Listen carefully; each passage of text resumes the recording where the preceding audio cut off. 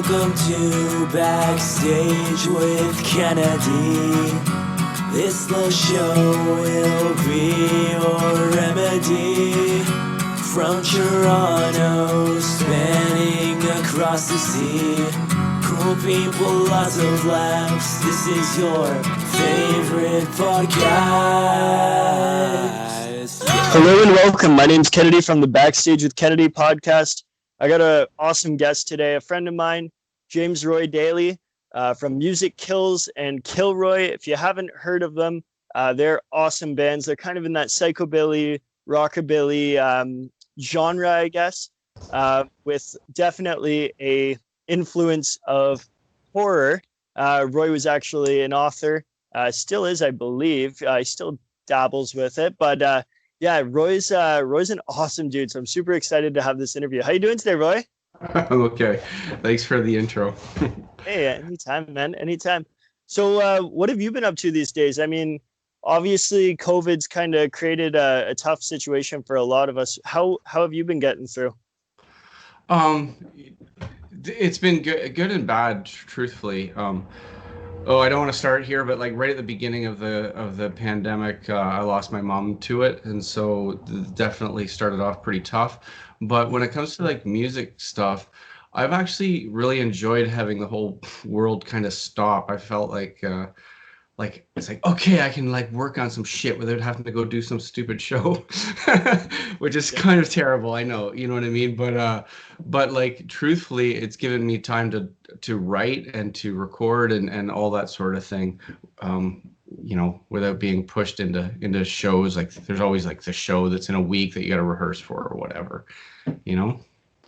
Yeah. So you're super versatile as an artist. I mean, I've seen you drum for Killroy. I know you're playing guitar for Music Kills. You're singing for Music Kills.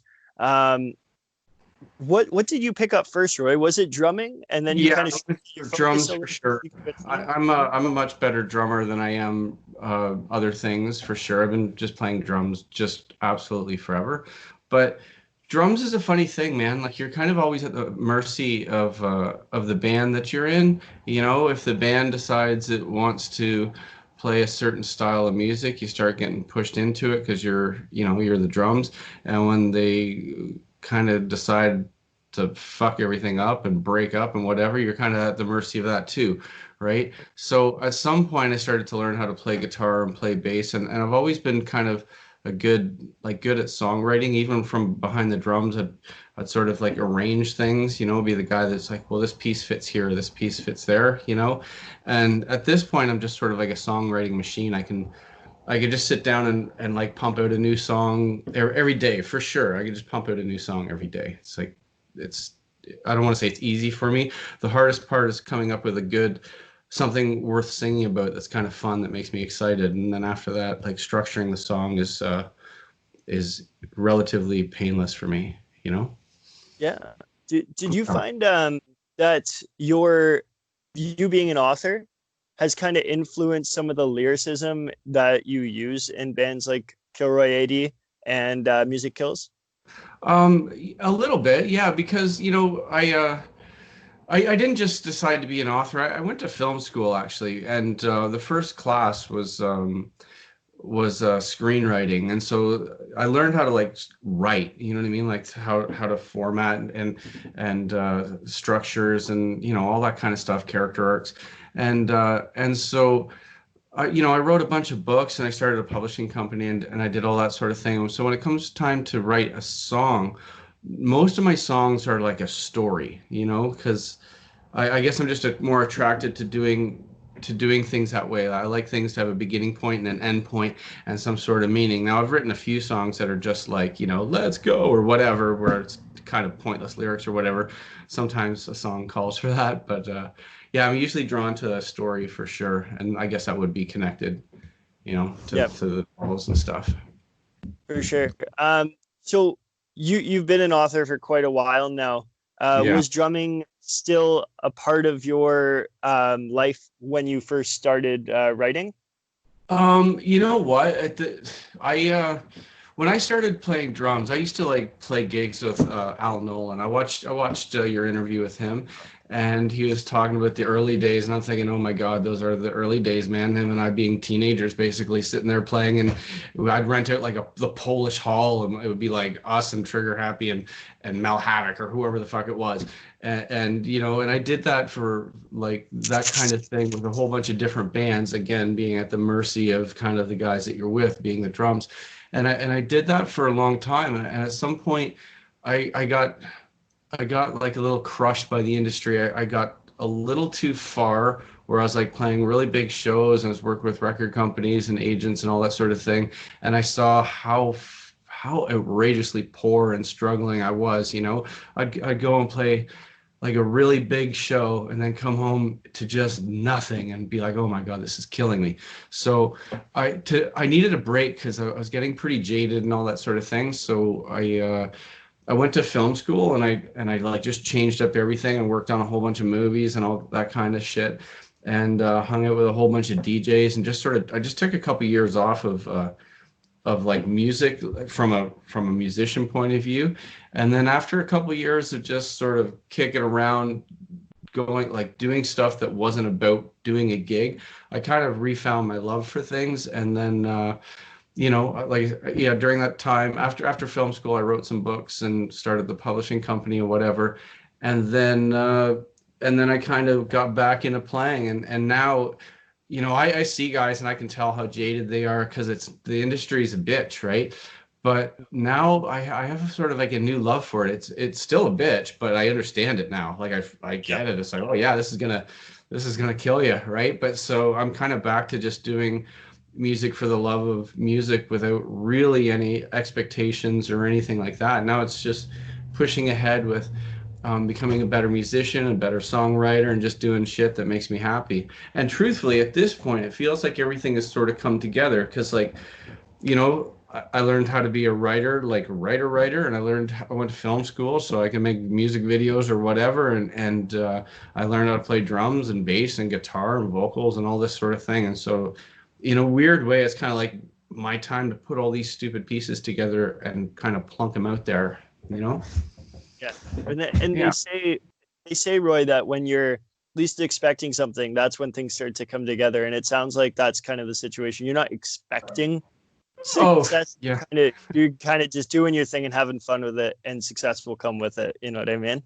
Well, I maybe success will come with it and maybe success won't, but either way, like I go to sleep not being like, God damn, this music industry is killing me, you know, because yeah, man, when you're right in it, I've watched the industry just crush people, you know, because it's tough, man. It's tough when you're like really, really good at what you're doing and nothing's working, and then it always seems like somebody with half the drive or half the intelligence or half the skills just sort of pops way ahead of you, and you know what I mean? It just breaks your heart. But the funny thing is you kind of watch them pop in, and then you kind of watch them pop out. And after a while of doing that, you go, oh, yeah, okay, whatever, man. At this point, I'm just an artist. I just make shit. You know, here's a bunch of shit I made. So you just released a new single for Music Kills. That song is wicked, man. That song is really wicked. I've been playing it on Spotify over and over and over. So thank you for making good music. I appreciate that. Can you tell the people a little bit about that single? Yeah, you know what? It's actually been done. It's been done for 4 or 5 months. I've been kind of sitting on it. I'm in the middle of recording probably 3 albums all at once. Because I'm just sitting on so many songs, right? So finally, I went into a studio with a friend of mine, and like a friend who owns a little studio, I should say.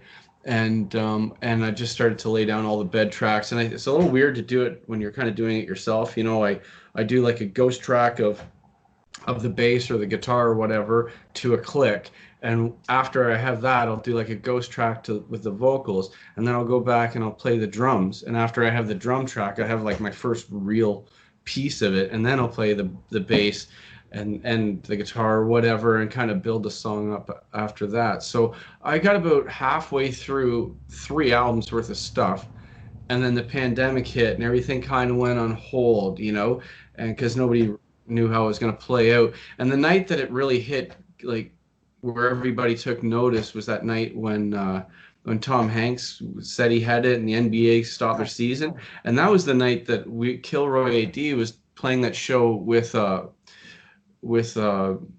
oh, who the hell was it at the Horseshoe? The Brains, that's who it was. The Brains and Gallows Bound. So we were sitting there playing that gig, and all of a sudden it's like the world was coming down, right? It's like, oh no. So the next day I went into the studio, and I basically did one more day in the studio, and I was like, okay, I think we should just stop everything dead, But now everything's moved ahead, and everyone kind of knows where we're at this point, at least in Canada. Like America is a whole different story.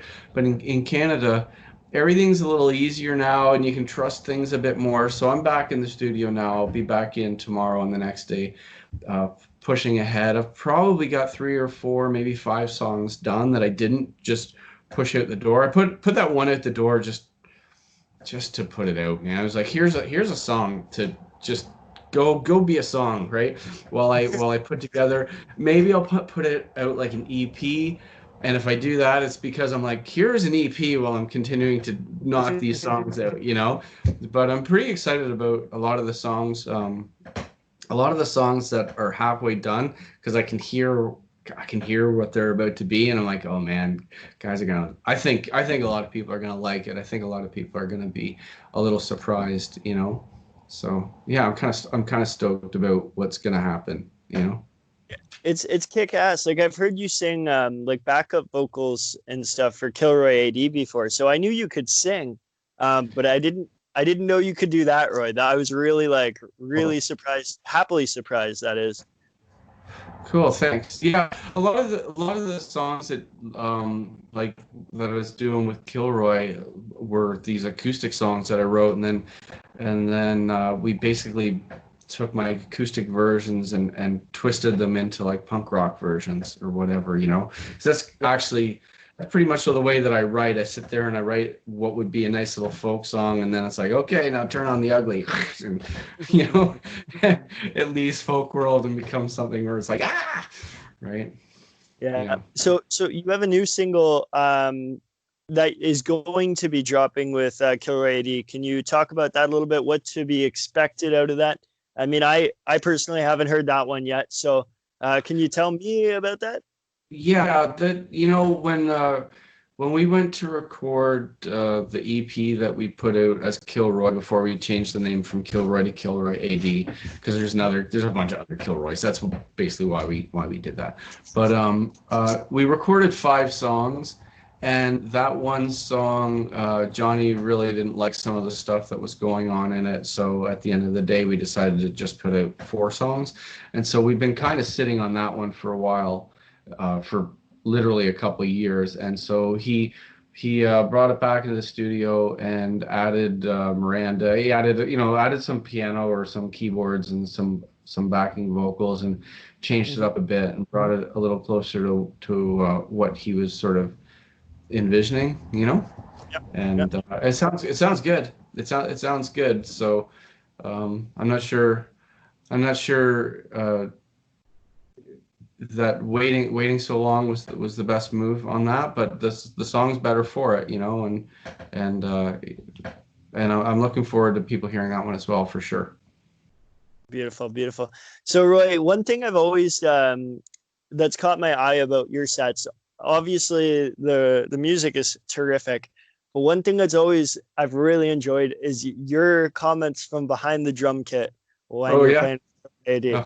You make these little comments, man, and you get me cracking up. It's you got humor, man. You got humor. So do you find that kind of creates more of an atmosphere when you perform shows, like what cracking jokes? To be honest, I'm just a goofball. I know we're having this conversation, I'm trying to answer these things like not all goofballish, but like I'm just a joker, right? So at some point, how I said, like, the music industry kind of crushes people, right? And it does. I don't mean that like negative. I just mean it just does. And so at some point, instead of going out there and having fun, people go out there and it's really important for them to play the note, right? And when they fuck up the note, they're like mad on stage and whatever's happening, right? And I'm just so beyond that way of thinking. Like the way that I see it is the person on stage, whether it's a singer or, you know, a band or a DJ or whatever, the guy on stage is hosting a party. That's what we're doing when we play a live show. I'm having a party. I'm the host of the party. You guys are there.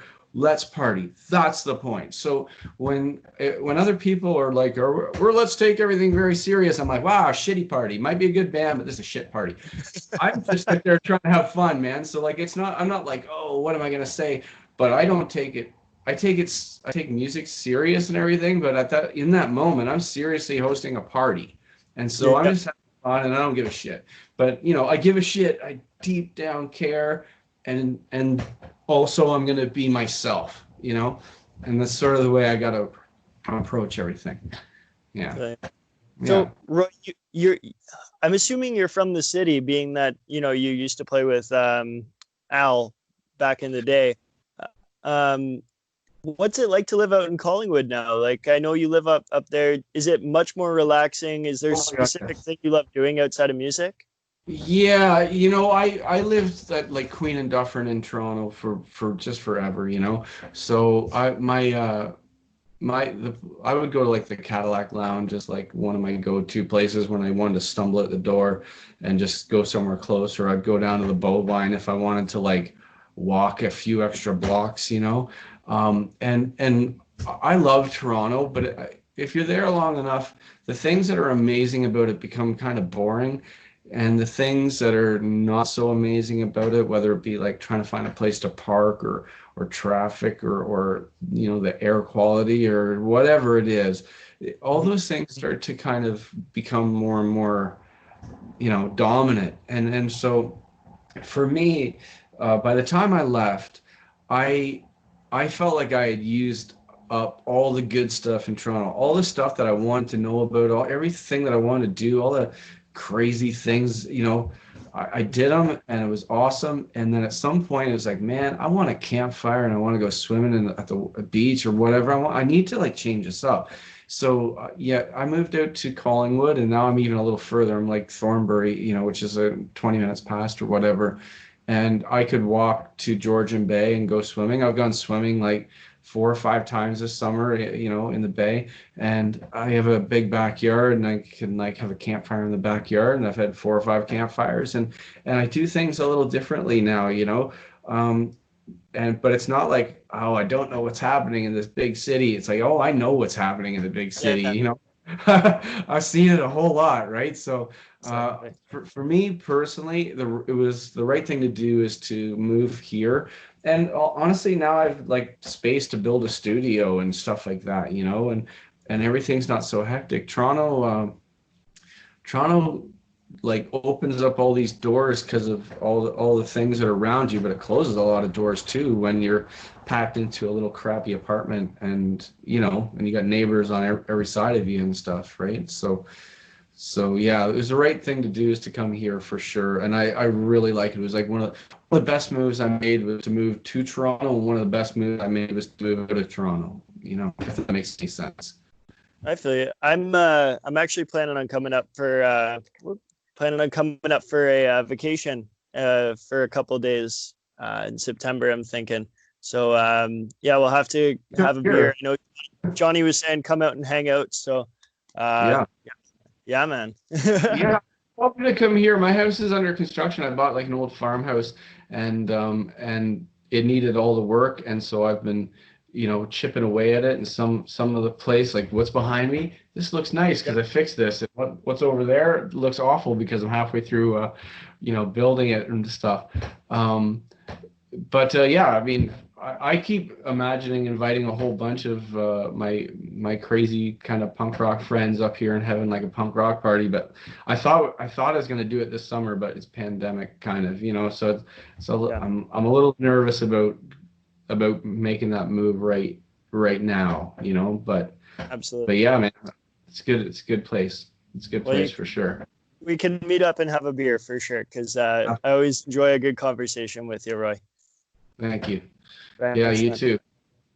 Anyway, I'm gonna wrap this up, bro. I appreciate you coming on the podcast. It was nice to talk about everything that you've been working on. Everybody, please go check out Music Kills. Check out Killroy A.D. Check out just Roy. Roy is just awesome. So just check Roy out. Yeah. Yeah, I'm gonna post So, links in my bio so that you can take a listen. Thanks, Roy. I really appreciate it. Thanks, brother. thank you. Easy, Okay. man. Bye.